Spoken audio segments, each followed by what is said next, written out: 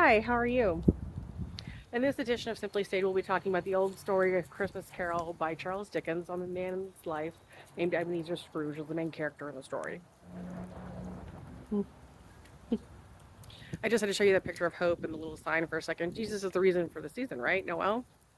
Well, maybe not. The old holiday was actually thrown over the top of the winter solstice, which is essentially a pagan holiday, and not really one that's necessarily celebrated the way most people think. It's certainly not the way it's always depicted in the media. Here's the thing. It's essentially important to remember that Ebenezer Scrooge has not necessarily been depicted because Charles Dickens coded so much of what was actually going on with the reality that he was essentially someone who's part of organized crime and greedy.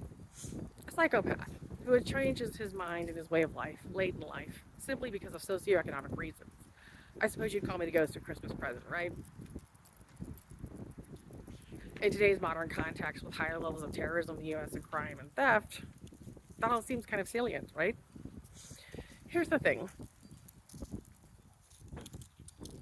The story doesn't really depict the happiness or relief of the people who got away from him. I know for me, as someone who's got out of some bad situations, whatever current circumstances are, I know I've got a better way of life having gotten out.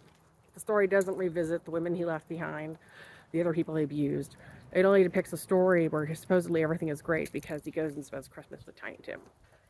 We don't really know if Tiny Tim had a good future or if the other people he went to be with actually were even happy to see him again. We only know that he commits to a better life where he's no longer engaging in simply trying to make money and committing petty crime or major crime. Or in fact being in London, massive crime. Right?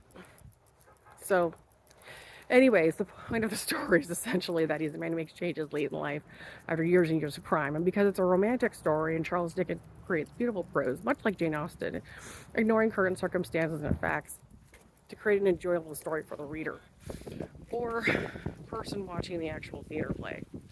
I have to tell you, I've never once seen a version of the show having acted in it and directed it once.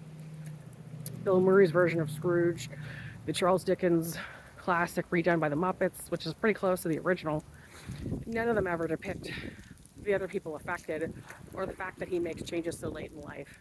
They're actually advantageous.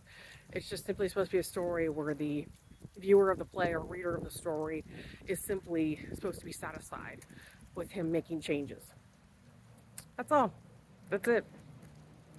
It's a beautiful story as far as the entertainment factor goes, but there was always something for me about it that seemed lacking because he gets to make those changes so late in life and enjoyed so many years of not being such a great guy.